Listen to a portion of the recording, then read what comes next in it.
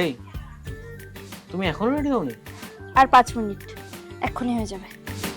মন বোঝে না, বোঝে না। এই, হ্যাঁ, অনেকদিন কোনো রেস্টুরেন্টে খাই না, চলো না আজকে এই রেস্টুরেন্টে যাই। এখানে নিশ্চয়ই খাবারের অনেক দাম হবে। তোমার খিদে পেয়েছে?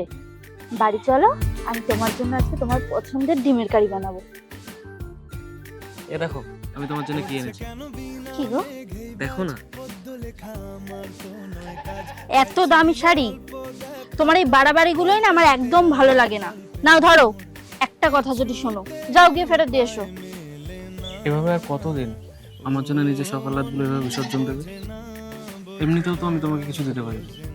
এখনো সেই সময় আসেনি, সময় আসুক, দেখো আমি নিজেই তোমার কাছ থেকে সবকিছু চেয়ে নেবো।